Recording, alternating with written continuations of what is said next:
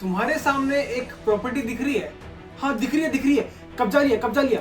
नहीं कब्जाना था तो कुर्सी की पेटी बांध लो, क्योंकि कानून बदलने वाला है। वक्फ बोर्ड ने जिन संपत्तियों पर दावा किया है उनका अनिवार्य रूप से सत्यापन किया जाएगा। The Modi government may put a check on the powers of Waqf boards. The government is overhauling the Waqf Act. देखो, वक्फ बोर्ड अब तक यही करता आया है। उसके पास इतनी पावर है कि जब चाहे कोई सी भी प्रॉपर्टी क्लेम कर सकता है।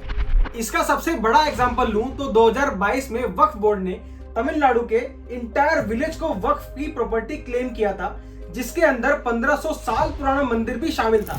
ये तमिलनाडु के तिरुचिरापल्ली डिस्ट्रिक्ट में गांव पड़ता है। Tamil Nadu, the state Waqf board claimed ownership of over 18 Hindu-dominated villages in Trichy district. Muslims के वहां रहने के कोई एविडेंस भी नहीं थे और ना ही कोई इन्फॉर्मेशन, लेकिन पेपर्स कह रहे थे कि 1927-28 में ही रीसेटलमेंट हो चुका था। और तो और वक्फ बोर्ड ने 20 पन्नों का लेटर ट्रिची के अंदर 12 रजिस्ट्रेशन ऑफिस में भेजा था उन प्रॉपर्टीज को क्लेम करने के लिए। अब इस चीज को क्या कहोगे? ये संवैधानिक है? ये सही है? Waqf is a property given in the name of God for religious and charitable purposes, and according to the data Waqf has 1.2 lakh crore property in India. और ये चीज वक्फ को थर्ड लार्जेस्ट लैंड होल्डर बना देता है पूरे देश के अंदर after Indian railway and defence.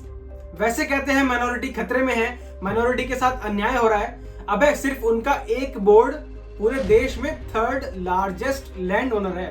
क्या बात कर रहे हो? वक्फ को रेगुलेट करने के लिए सबसे पहली बार कानून आया था 1954 में।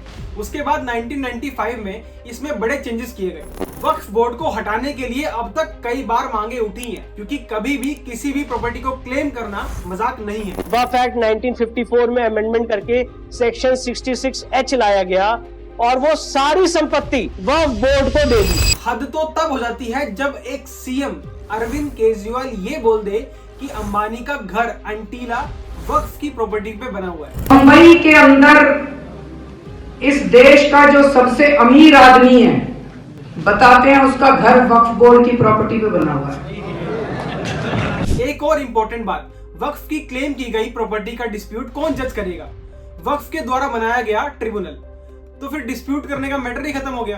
अब तुमने देख ही लिया होगा कि मोदी गवर्नमेंट पार्लियामेंट में वक्फ बोर्ड पे अमेंडमेंट करने के लिए बिल प्रपोज कर चुकी है। Sir, with your permission, I rise to move for leave to introduce the Waqf Amendment Bill 2024.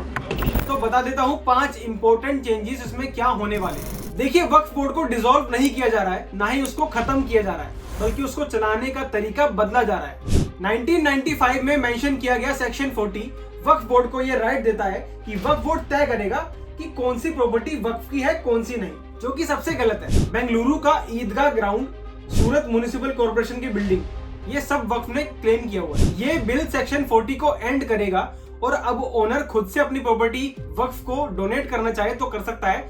वक्फ अपने आप क्लेम नहीं कर सकता। सेकंड चेंज, मुस्लिम वुमेन और नॉन मुस्लिम्स का भी इसमें रिप्रेजेंटेशन होनी चाहिए, ताकि ट्रांसपेरेंसी रहे और महिलाओं को भी अधिकार मिले। थर्ड चेंज, अब तक वक्फ का कोई भी विवाद उसी का ट्रिब्यूनल देखता था, लेकिन अब वो विवाद उस एरिया का डिस्ट्रिक्ट कलेक्टर देखेगा। डिस्ट्रिक्ट कलेक्टर कोई कमेटी बनाएगा या किसी को अपॉइंट करेगा, सारी बातों की जांच करेगा और वही हैंडल करेगा ताकि फेवरिज्म ना हो। फोर्थ, मुस्लिम कम्युनिटी के अंदर जो माइनॉरिटी है जैसे बोहरा और आगा खानी, उनका कोई भी रिप्रेजेंटेशन अब तक नहीं है, तो उनके लिए भी एक अलग बोर्ड बनाया जाए ताकि उनको भी इसमें शामिल किया जा सके। Fifth important change, return consent. अब तक जो एग्रीमेंट हो रहे थे वो ओरली हो रहे थे, लेकिन अब सब कुछ, किसने किसको क्या डोनेट किया, कहाँ पे क्या एग्रीमेंट हुआ, वो सब कुछ रिटर्न में होगा। अब इस बिल में ऐसी कोई खराबी नहीं है जो मुस्लिम्स के अगेंस्ट जाती हो, और वक्फ बोर्ड को भी डिसॉल्व नहीं किया जा रहा है, बल्कि उसको अब सही तरीके से चलाया जाएगा। बहुत से मुस्लिम इसके पक्ष और विपक्ष दोनों में है, और ऑपोजिशन वही देश में लोगों को भड़काने का काम कर रहा है। ये गैर संवैधानिक है, आपत्तिजनक है।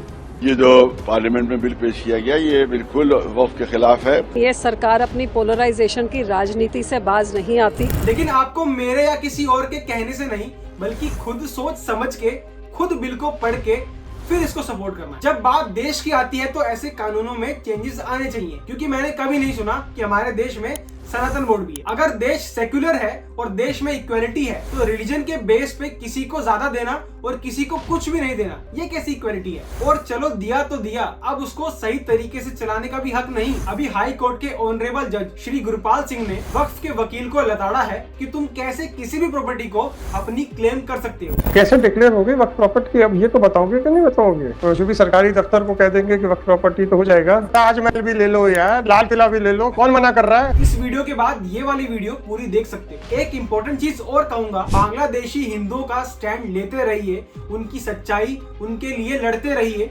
उनकी आवाज बुलंद करते रहिए ताकि उनका हौसला मजबूत होता रहे। इन्फॉर्मेशन और बातें सही लगी हो तो इस वीडियो को शेयर कर देना। चैनल नया है, प्लीज सब्सक्राइब कर लो। आप लोगों के साथ के बिना ये चैनल ग्रो नहीं कर सकता। मिलते हैं किसी ऐसे ही अगले इंपॉर्टेंट टॉपिक पे। वंदे मातरम।